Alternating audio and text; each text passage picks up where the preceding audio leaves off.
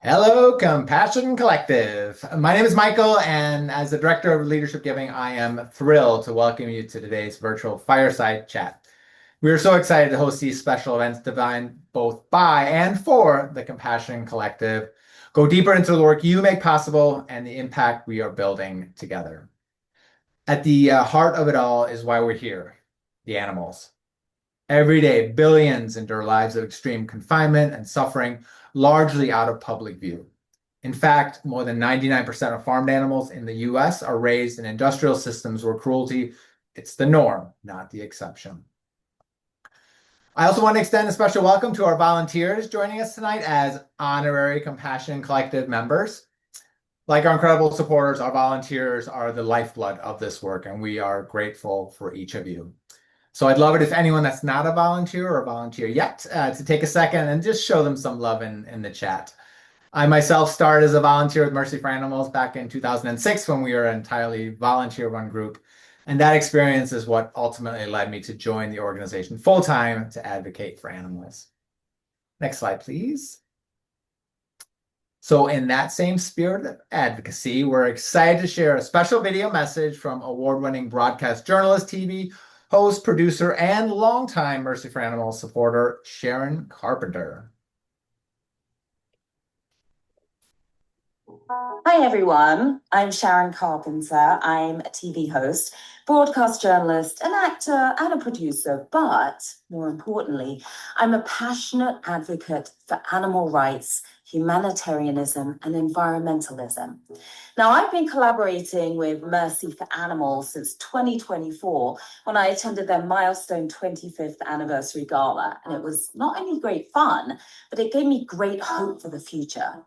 And since then, I've partnered with the organization a bunch of times through social content, as well as moderating multiple Mercy for Animals events. Each and every time, I'm reminded of the amazing people that champion this cause and the community of advocates and donors who make this imperative work possible.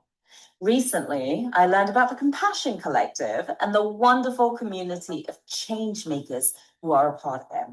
Now, in that spirit, I want to personally thank you for your inspiring dedication to making the world a better place for animals and for us, and for your generosity that fuels this impactful advocacy work. Together, I know we will continue to raise awareness and to inspire a profound shift in consciousness and in culture. Now, this can't be done without you. We need you. And I'm really looking forward to seeing what the Compassion Collective, along with Mercy for Animals, is able to accomplish this year together. And as you can see, Sharon and I are twinning in our Compassion Collective t-shirts here today. So if you want your own, just go to shopmfa.com and search Compassion Collective, and you can be as stylish as me and Sharon.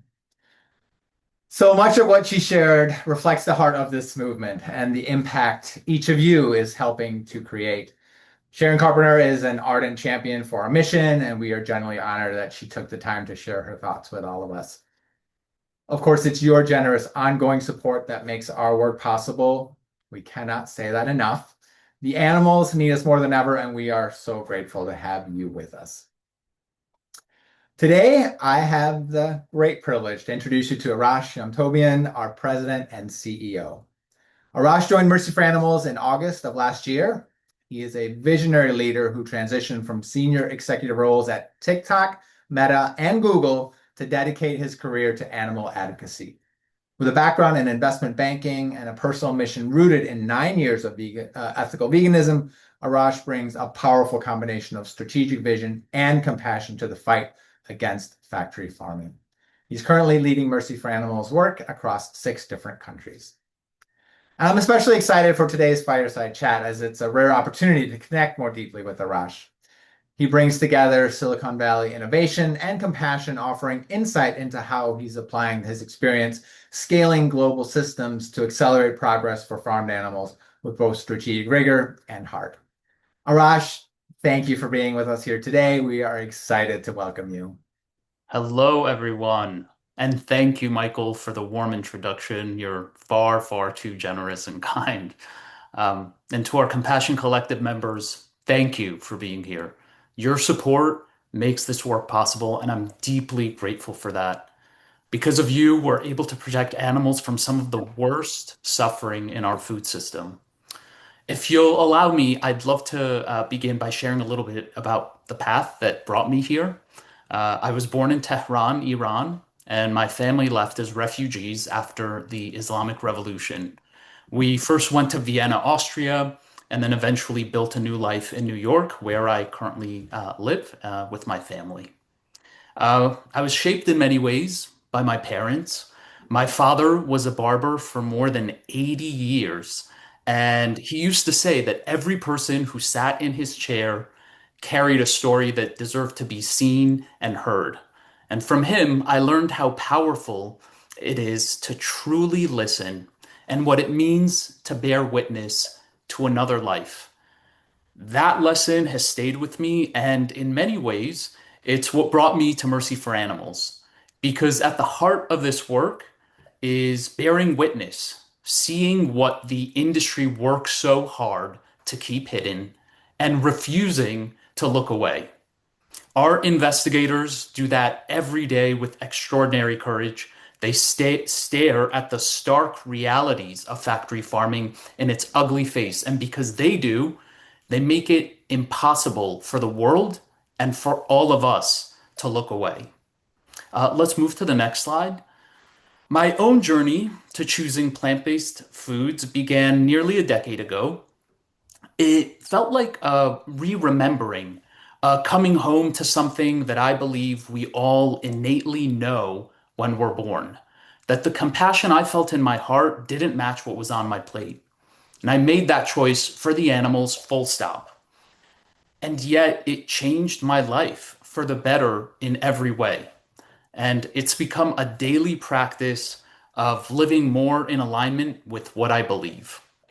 Professionally, I've spent the latter half of my career building teams and scaling ideas at Google, Meta, and TikTok. I've seen how strong systems and aligned purpose can achieve large scale transformations. At Google, we often talked about moonshots, these ideas that seem impossible but are achievable with the right strategy. And ending factory farming can feel impossibly big, but real change is possible, and it's already happening. And with the right strategies, disciplined priorities, and people who are willing to keep showing up, as well as your support, we can accelerate it. That's exactly what drew me to this work. Let's move to the next slide. What drives me is helping turn compassion into measurable change for animals. It's one thing to care, and that's critical. It's another to build the systems, pressure, and momentum that actually reduce suffering. And that's the work in front of us. My vision is a food system that no longer depends on cruelty and a world that recognizes animals not as products, but as living beings with their own inherent worth. Sometimes in movement work, strategy and operations can start to dominate the conversation. And they matter, of course. But for me, this work only makes sense if we keep animals at the center. If we lose that, we lose the point. And I strongly believe that many, if not most, of the problems we're facing today as a species and society would dissipate or disappear altogether if we could re-remember the sanctity of our shared sentience. Let's move to the next slide. When I'm not working, I'm usually doing one of a few things that keep me grounded. Studying Ayurvedic medicine, slowly making my way through graduate work in spiritual care and counseling, enjoying the incredible plant-based meals that my husband Coco makes as a vegan French baker, or working on the new coop for the rescue chickens that will soon be joining our family and backyard garden. Those parts of my life remind me that the world we're fighting for isn't abstract. It begins in how we live, how we care, and how we choose to relate to one another and all beings every day. If we can move to the next slide, I want to close by just saying thank you.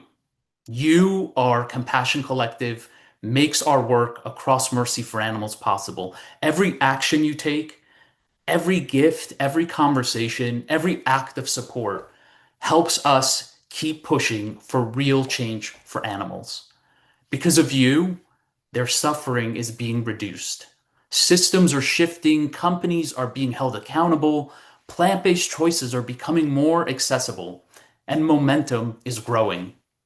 We still have a long way to go, but real progress is happening, and you are part of that progress.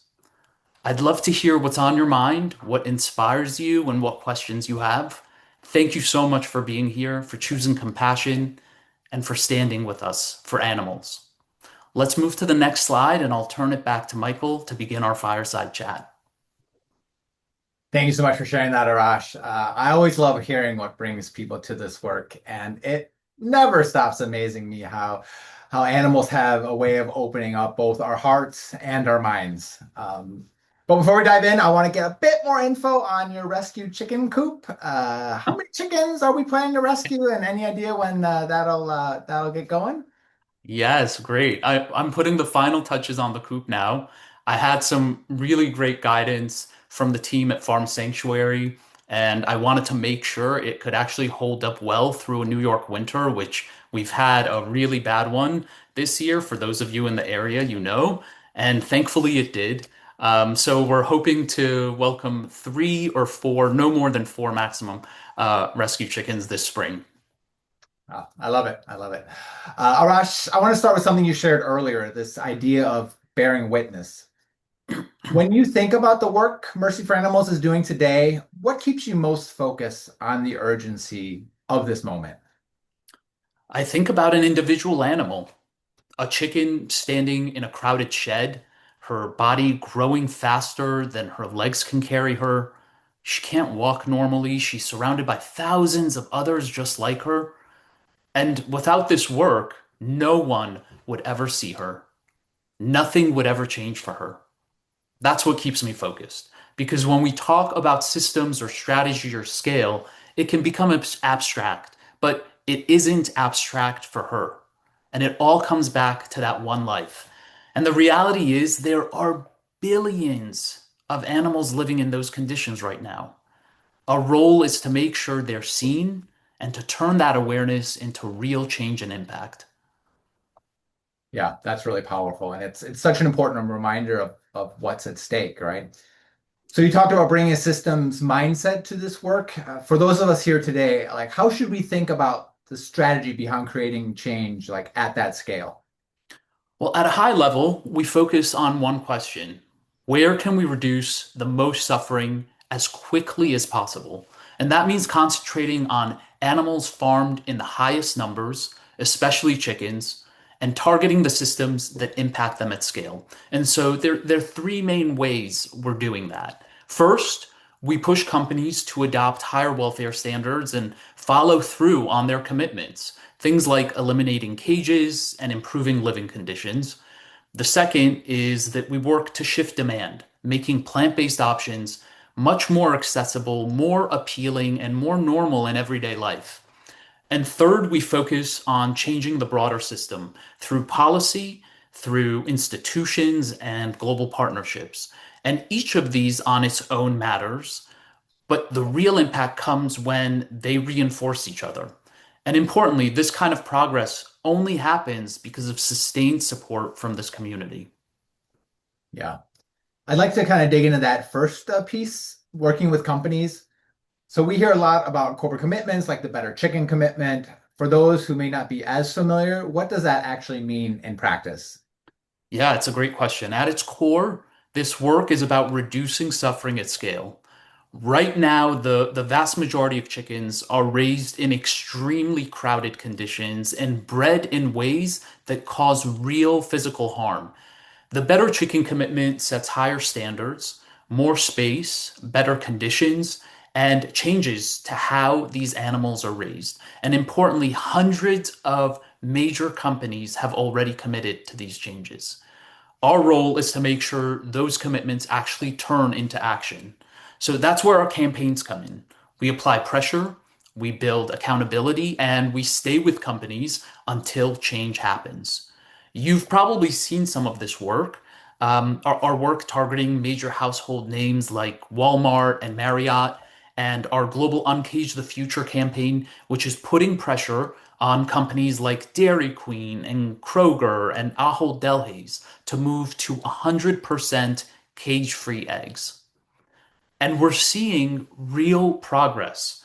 Just recently, after years of pressure from our corporate campaigns team, alongside many others across our movement, Ahold Delhaize, a major global grocery retailer and the fourth largest in the US, moved from vague promises to a clear, time-bound roadmap to eliminate cages. And that means real accountability, public progress tracking, and visible changes across more than 2,000 stores by the end of this year.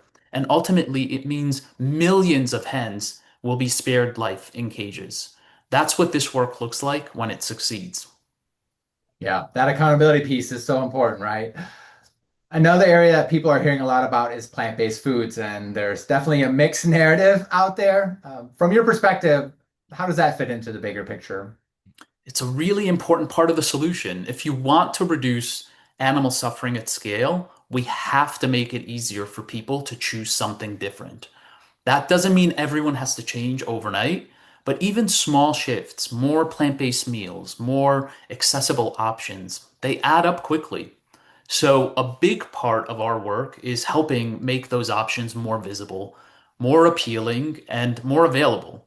That might look like working with cities, companies, or institutions to make plant-based meals the default, or at least normal, easy choices. Because when the system changes, behaviors follow. Yeah, and we're seeing some of that happening, right? Absolutely. And this is one of the most encouraging parts of this work. In Brazil, we've helped secure a commitment that will result in over 16 million additional plant-based meals served each year in public institutions.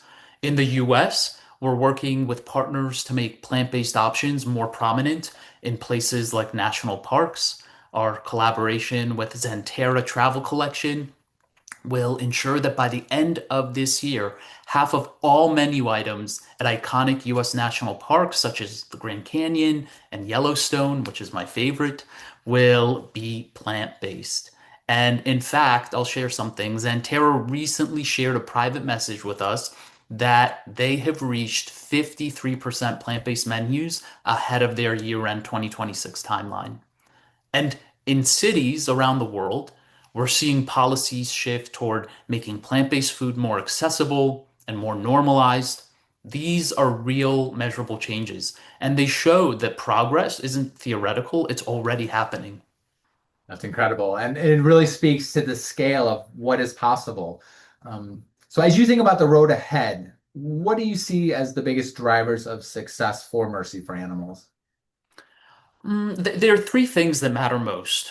First, our people, our teams, and our global community. This work requires resilience, creativity, and a willingness to keep pushing forward even when it's hard. Second, how we use data and technology. So we're always focusing on where we can have the greatest impact.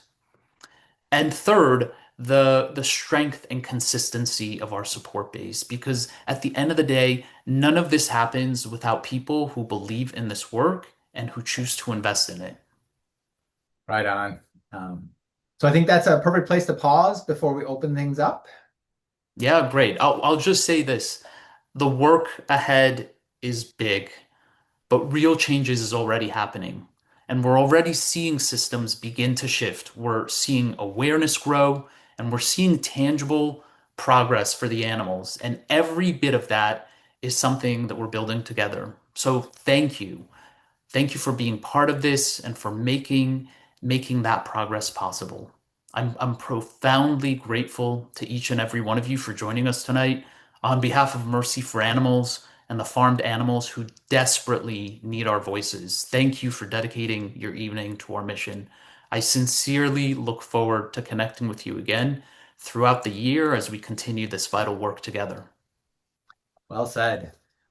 Thank you for sharing a more in-depth look at this work. I wish we had many more hours to just hear you speak on this, but for now, we are going to conclude the formal portion of the event, and now we're thrilled to open the floor to your questions.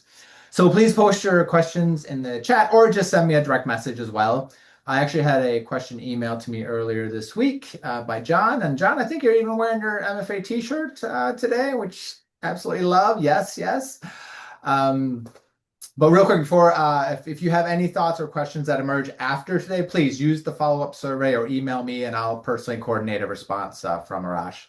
But let's jump into the questions. So John's question was, uh, do you agree our greatest weapon to fight and end factory farming is cultivated protein, so cultivated meat, dairy, and eggs, and precision fermentation?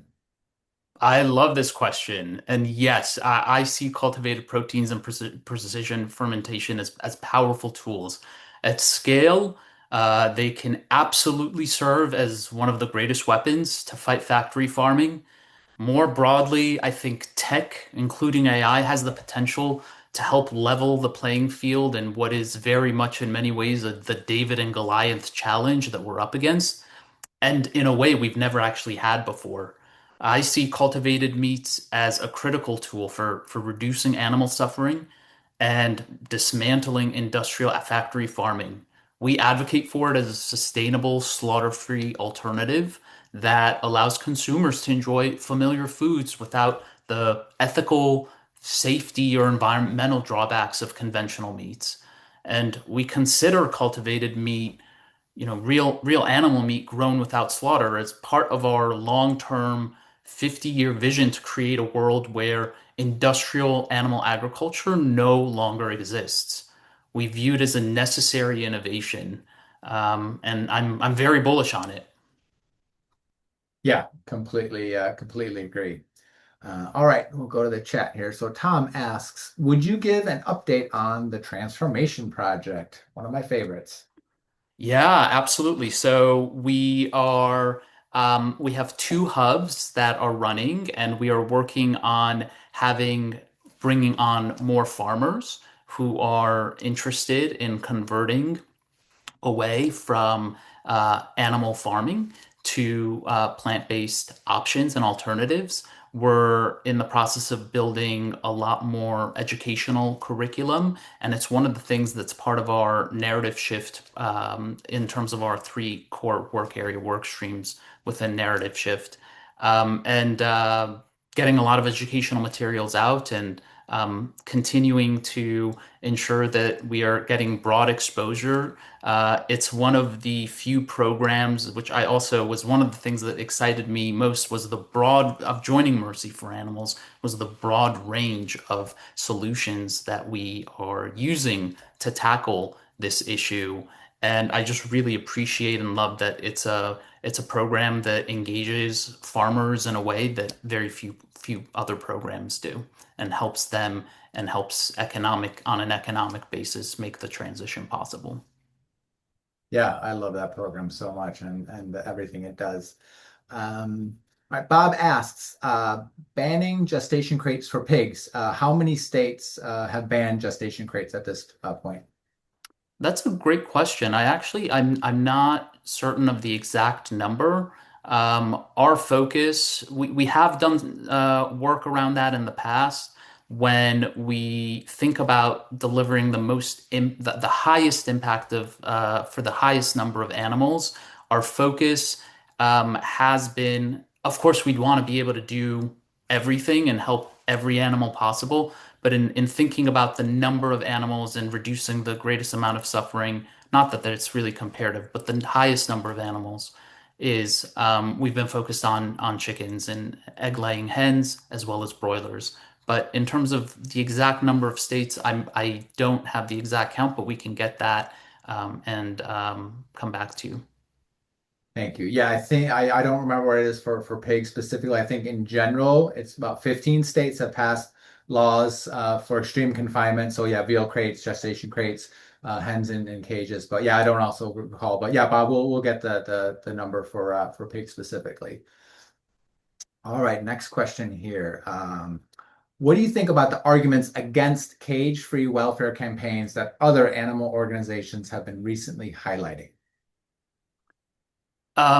Sorry, can you repeat that again? What do you think about the arguments against cage-free welfare campaigns that other animal organizations have been recently highlighting? Yeah, it's a great question. It's something that I reflect on and think about, and I know much of the movement does as well. For me, I believe that it's important that we focus on the suffering that is immediate right now and being able to reduce that while we are also working on long-term solutions for complete societal change and transformation, moving away fully from factory farming. So it's something that I believe is critically important, and we do both. And it's one of the things that really I appreciate about Mercy for Animals. Thank you. All right, next question here from Elijah. How effective are protests in spreading awareness and reducing animal suffering? I think very effective. I think that there are multiple ways of protesting, both on the ground as well as through direct actions, and digitally as well. But we have found that it's been one of the biggest tools of making pressuring corporations and institutions, making it easier for them to make the change than to have to put up withstand against it. And so time and time again, we see that our work, I brought up Ahold Delhaize, that there's our targeted campaigns are, and the protests that we do. We spent much of the last year in Portland on their banner on Hannaford, and ultimately that led to a global-wide decision alongside other coalition members working on other parts of the country and the globe. But those protests helped to deliver ultimately change that's going to help millions of egg-laying hens. Yeah, agreed. I've over the years I've been a part of many protests, especially at those company headquarters, and I have witnessed firsthand just how much they hate them and how much they dislike that negative publicity that it generates. So yeah, I definitely think it plays an important part of it. All right, next question here from Nicole. How do you think about allocating resources to a wide range of strategies within MFA rather than focusing on one? So, example, corporate campaigning, political lobbying, plant-based defaults, etc. If you had another 5 to 10 million in your annual budget, where would you allocate those additional funds? Good question. That's a really great question. Um, I my vision and goal for the next year or so is to do fewer, maybe perhaps few things, but do them incredibly well and be relentless in the execution of them. And so there are three core pillars and work areas that we're going to be focused on. One is around reducing suffering, which is working on our corporate accountability campaigns for existing animals in the system currently. Specifically, again, the highest numbers we want to be able to impact in terms of land animals are chickens, both in terms of egg-laying hens and broilers.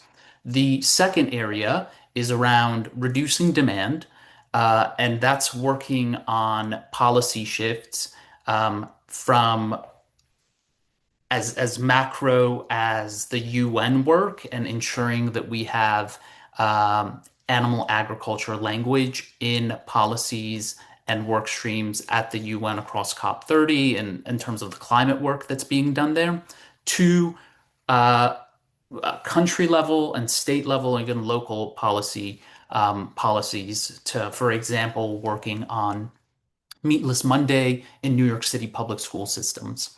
Um, Alongside that, the third area is around narrative shift. And really, one of the things that I feel, I've been vegan for close to 10 years, my family and I. My husband and I were watching YouTube one night, and the dark magic algorithm took my interest in animals and evolved it to animal welfare. And that night, we saw so many videos and uh, made a change for the whole family and never looked back. Um,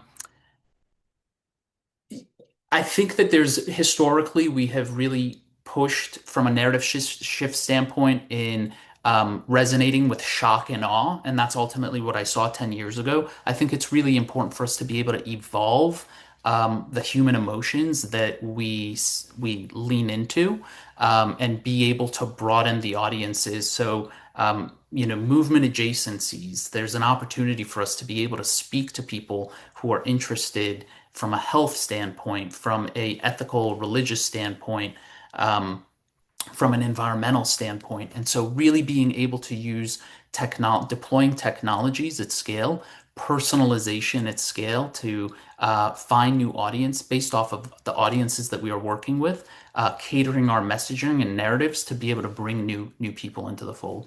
And so I'd say if there's 5 to 10 additional $1 million, really I would deliver on what the greatest impact of the quantitative metrics that we are looking at across each of those three main areas. Thank you. Another question here that was sent directly to me. What is your ultimate long-term vision for Mercy for Animals, and what are the top 2 initiatives you believe are most critical for achieving that vision? Well, our long-term vision is simple, even if the path is complex, but it's a world where our food system no longer depends on animal suffering. And to get there, we focus on where we can reduce the most suffering now while also shifting the system over time. And so, I shared that right now that starts with chickens because they make up the vast majority of farmed animal suffering in the system. And a huge part of that work is holding the companies accountable to higher welfare standards and really just making sure that the commitments they make are actually happening. And as I shared, the second area is around shifting demand, making plant-based options more accessible and more normal in everyday life. Uh, in India, we're working with the Minister of Transportation to bring vegan meal options across the entire network of Indian railways across the country, which is equivalent to 1.2 million meals a day within Indian railways. And another example, as I shared, was influencing global climate policy, being very strategic in terms of how we engage with national and international governments and bodies, including the UN, to secure more plant-based eating as a core solution in every climate action plan.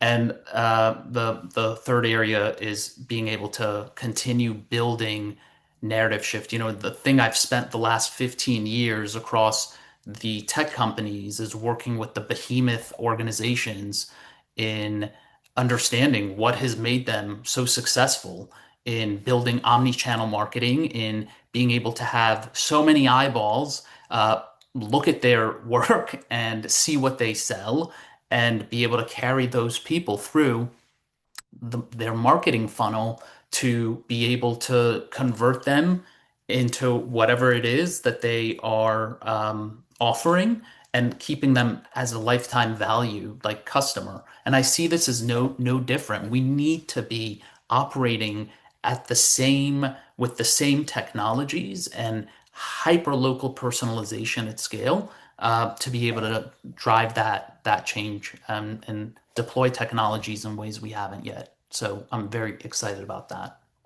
Yeah, me too. So you kind of touched on this in your answer to another question, but Jan asks, how do we respond to activists in the movement that feel we're wasting our time with corporate-based pressure campaigns? So yeah, again, in reference to the cage-free egg push. Oh, well, I mean, again, I think these were really valuable questions to have and discuss, and I often think about them as well. And at the end of the day, I really believe that it's not one or the other. There's not going to be any one solution that gets us there. And I often think about, if you know that there is suffering happening right now and you can alleviate that, it's important to be able to do that while also making the change for longer term transformations.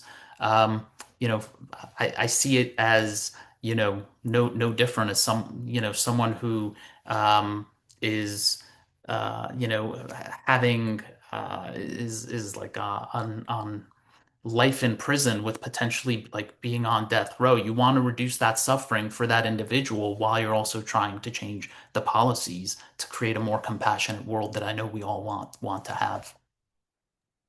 Yeah, agree. Bonnie asks, is MFA taking any action on the FSIS proposed rules to increase slaughterline speeds for poultry and pigs?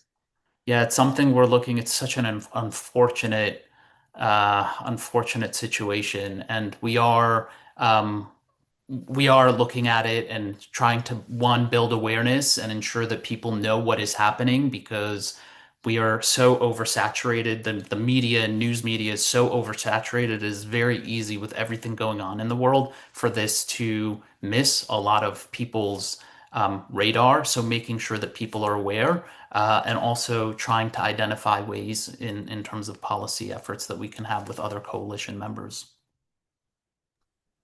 Yes, agreed. All right, another direct message question here. So looking at like the next year, year and a half, what are the immediate strategic priorities for the organization, and how will you measure success in these key areas? It's a great question. Yeah, I mean, over the next year, our focus is really, again, to be doing a few things and just being incredibly relentless in doing them doing them well. So continuing, it's the three areas that I shared with you all. Continuing to push companies to follow through on their commitments. Where we can reduce the most number, the suffering for the most number of animals, protecting chickens who account for more than 90% of all land animals killed for food.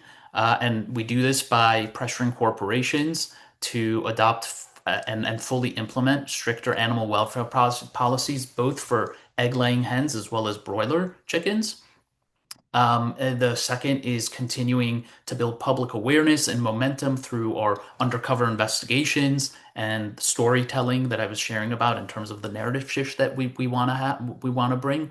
Um, because I think without that pressure, the change doesn't happen. And third is around the plant-based options of ensuring that we have more accessible options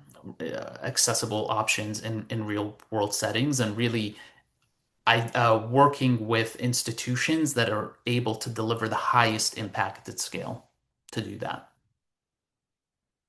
In terms of the second part of the question around the how we measure that success, I'd say we really try to stay grounded in outcomes, but with very quantifiable metrics. So each of those three work streams have, and the projects within them have very specific, quantifiable key performance indicators that we hold ourselves accountable to.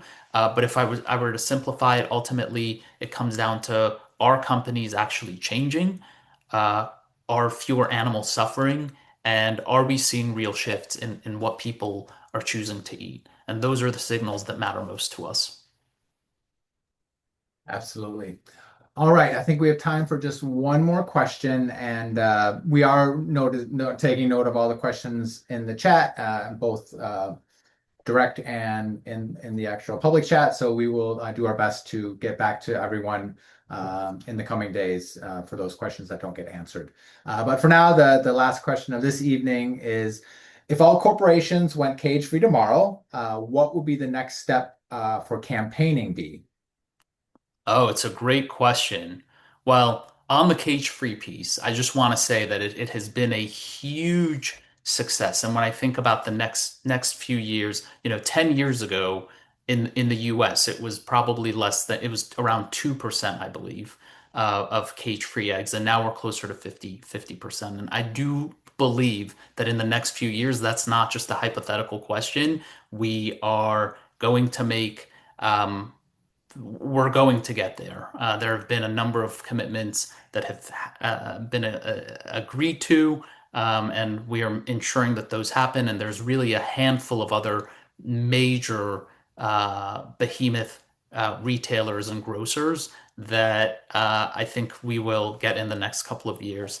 I think that is going to create a lot more opportunity for a lot other organizations to start supporting our efforts. We've been one of the first around broiler chickens and ensuring that we create better welfare standards, and also working towards shifting the breed type that does not create unfortunately what we call these Franken chickens of growing so quickly within 6 weeks to just sizes that are unbearable for them, and creating better standards there. I also believe from a technology standpoint, we're at a precipice where there's a number of technologies available that's going to significantly reduce suffering and shift. One of those things is in ovo sexing. The technology is there, and around male chick culling. Because male chicks have no use to the egg laying hens industry, they're basically considered a waste byproduct, and 7 billion chicks are culled each year. And the technology of ovo sexing is here and hopefully going to be manufactured at scale. And it has something like a 98 to a 99.5% accuracy rate. And I believe we'll have the possibility for that to transition and evolve very quickly as well. So I think that there are a number of gestation crates is another huge policy work that can move.